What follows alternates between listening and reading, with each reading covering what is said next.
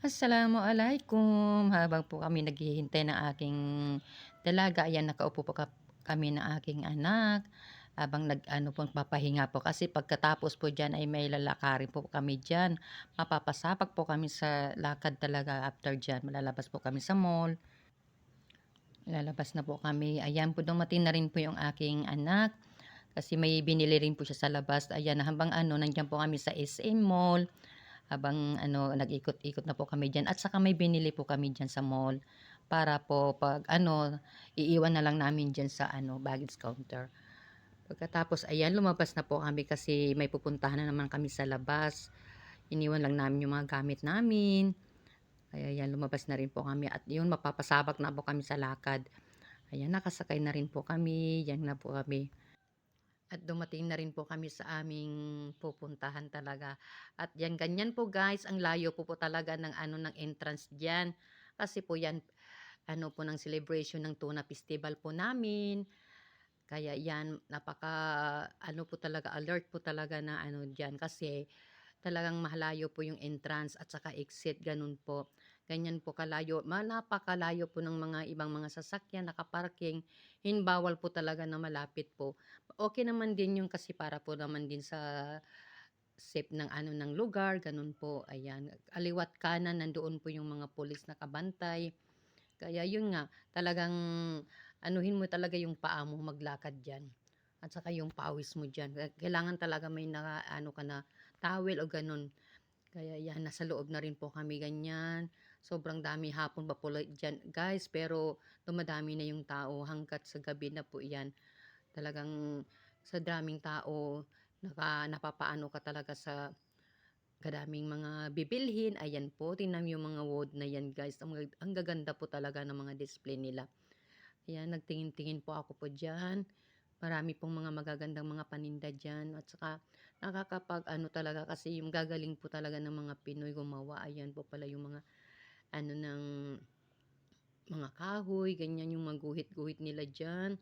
Saka ayan, pumunta po pala ako dyan sa banig na yan, guys. Tingnan nyo yung banig na yan na bag. Maganda po talaga yan. Ang tibay po lang niya yan, ang ng bag na yan. Yung mga wallet, ganun po. Marami po talaga. Ayan, ang cute-cute talaga. Banig po talaga yan. Maganda po talaga ang nila sa mga mga gawa nila. Talagang native talaga ang nila. O, tingnan nyo guys. Ang super ganda.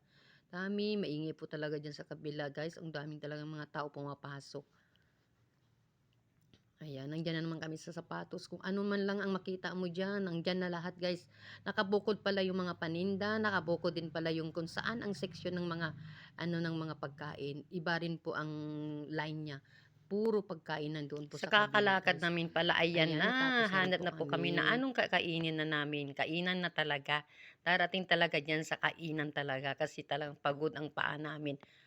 Kalakad, ganun po. Ayan, sobrang daming mga pagkain diyan, guys. Talagang ka talaga sa pagpipili. Ang gusto mo diyan ay manok or yung isda, tilapia, ganyan po. Meron po, hito, ganyan po. Meron po talaga. May mga kinilaw pa pala diyan. May mga pa ba diyan, mga shells, ganyan po. Sobrang dami, anong gusto mo. Ayan po, habang naghihintay po kami ng order namin, ayan. Tinitingnan po ng aking anak kung anong order namin diyan. Kaya diyan po kami sa labas, guys. Ang ganda po talaga diyan kasi mahangin po. Hindi masyado ng kadami ng tao, pero sa kabila talagang siksikan po talaga. Kaya naghanap po pala kami diyan ng namin kung saan po pala kami kakain kasi mas okay po kung yung tama-tama lang yung tao niya. Ayan po. So, mga tao dyan, nag-ikot-ikot na rin po. Ayan, yan po yung ng Animing Tuna Festival po sa Jensan. Ayan po, umupo na naman yung aking anak kasi hindi pa tapos yung ng order niya na. Alam nyo na guys, hindi talaga sila magsawa ng barbecue.